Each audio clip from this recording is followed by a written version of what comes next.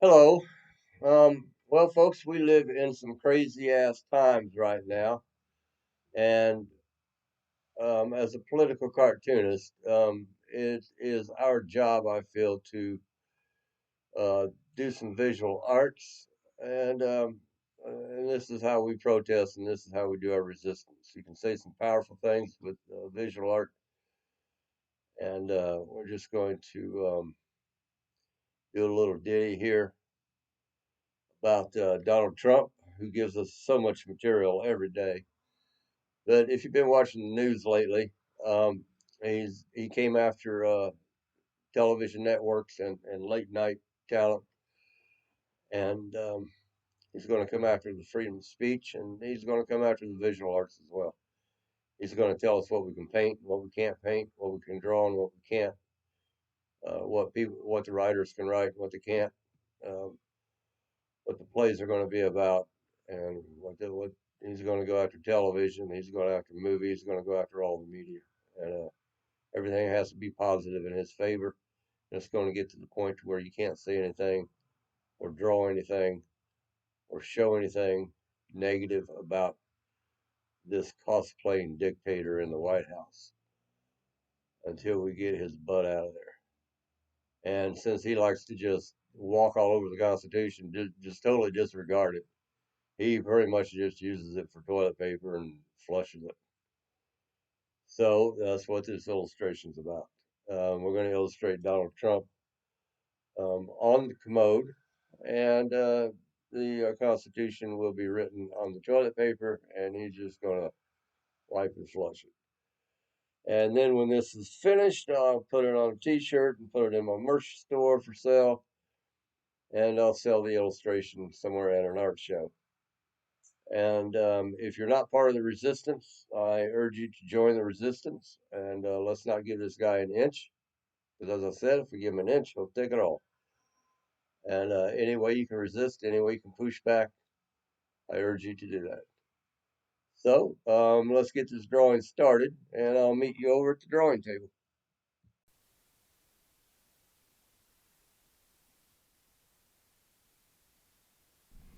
Okay, so here I am at the drawing table, and I'm in the soundproof recording studio with a better microphone now. This microphone's a lot better than the one that I have in my studio.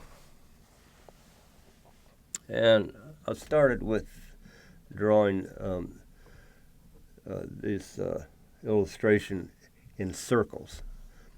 And I'll do a demonstration or a video about how just drawing circles and elliptical shapes and then modifying those shapes into your drawing makes it a lot quicker and a lot easier. You can probably see the circles and the ellipse in the drawings.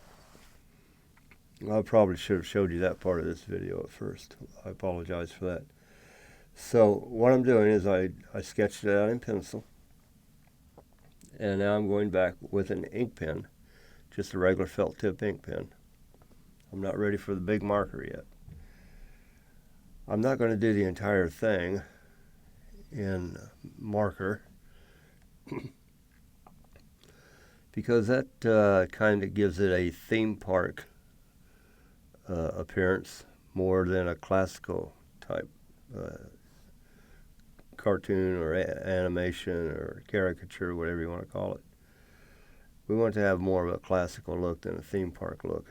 But I still want it to look animated, so I will later on add some marker. The colors that I've chosen later on, I wanted to go creepy because he's a creepy person. And I wanted to put in a creepy orange and a creepy green. So we'll get to the colors later.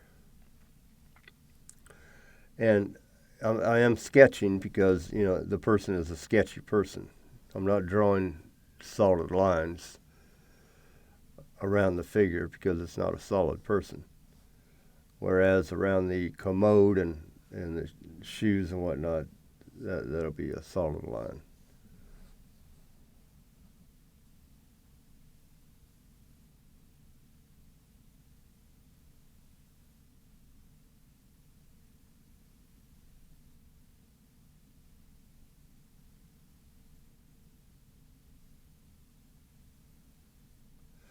And you can always go back later on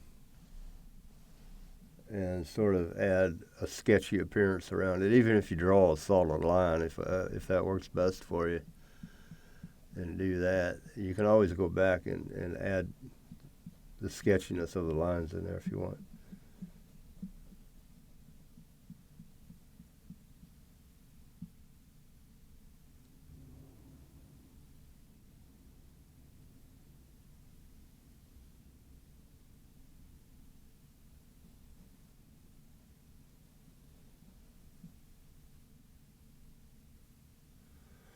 So while I'm doing that, I got to tell you about my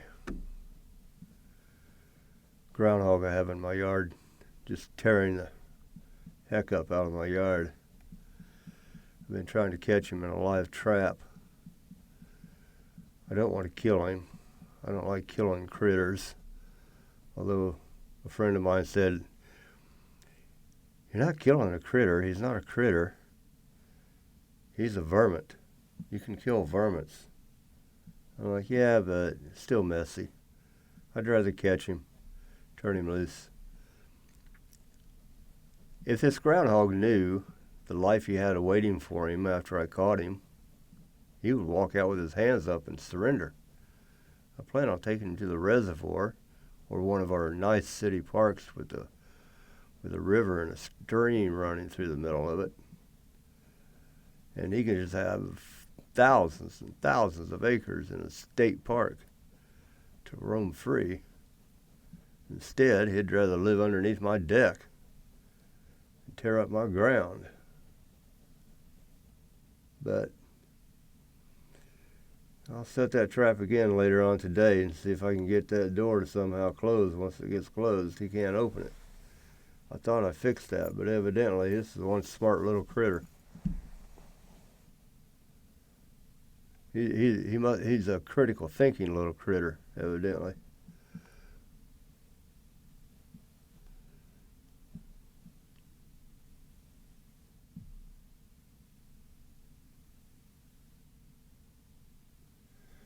Well, if you stop and think about it, I guess sounds kind of hilarious how he figures out how to open a door, but I guess he is sort of an engineer,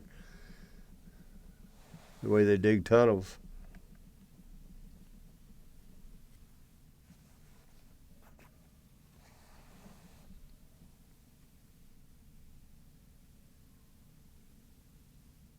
And there's the drawing of it. We're going to go back, and I think I've already gone back and erased the lines.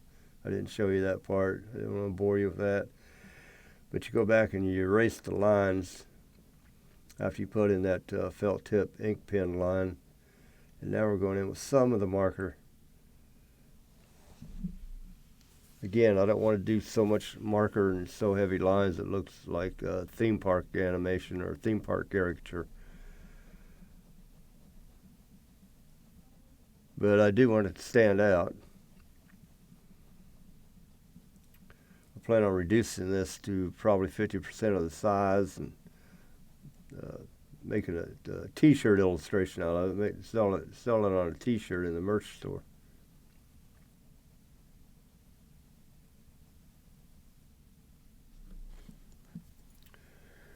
My next series is going to be called Man Baby, where Donald Trump's going to be. It'll be a series. It'll probably be 4 to 5 drawings. I'm not sure how I'll do that yet.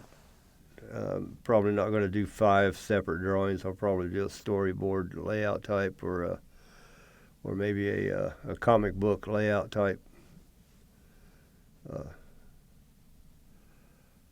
storyboard, where I can get all 5 of them in on one panel. It'll have to have a picture of somebody, one of his cabinet members, burping him over his shoulder, and another cabinet member nursing him, another cabinet member changing his diaper. Call it Man Baby. It's always getting his feelings hurt. Then he goes after people. Instead of running the country, he goes after the people that hurt his feelings. This particular drawing right here is about how he just takes the Constitution and just uses it for toilet paper. Now the original that I had on my original sketch, I had a table down there in the right hand corner, and it had a spare roll of toilet paper on that, sitting on that table, and it was marked Bill of Rights. I might put it back in. This particular roll of paper, if you can't read the writing, it says the Constitution of the United States, and then it has the first paragraph, as much as I could fit on there, of the First Amendment.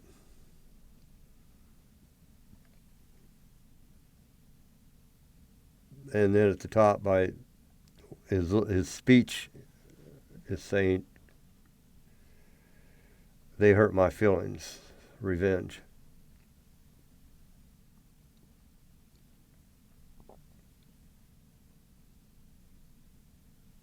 That's his big butt sticking out there, if you can't tell that.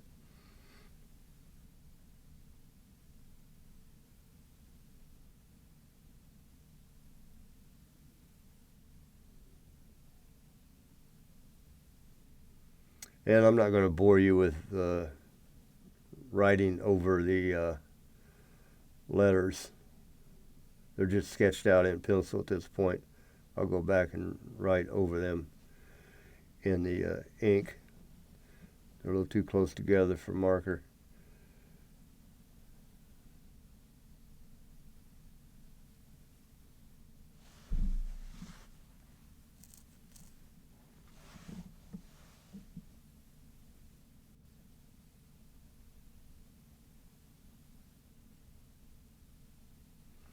All right, now we're ready for some coloring. I'm going to start out with the orange hair.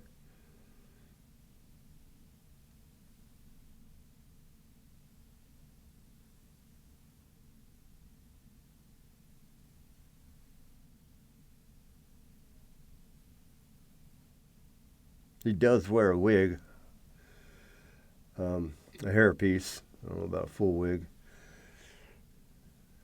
So it's not as orange as it used to be. They've made it look gray.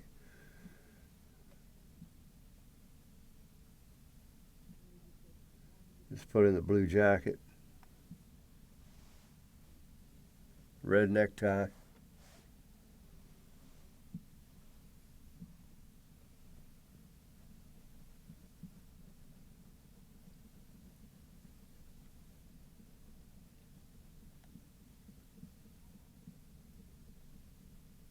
Blue trousers. I'm just using a regular, just colored pencils and a regular crayon.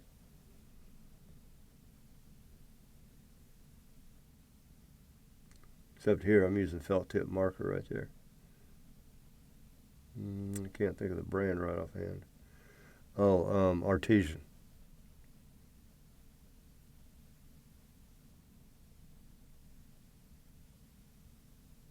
You got to shake it up, and then push the felt tip down to get the juice down in the felt.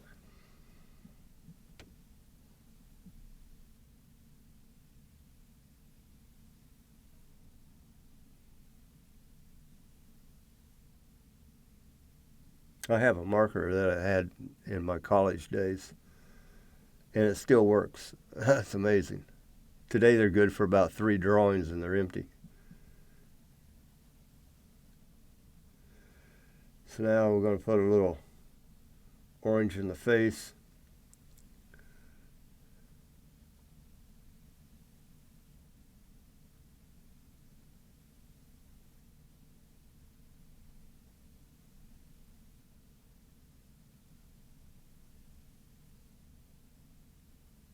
Finish up the jacket.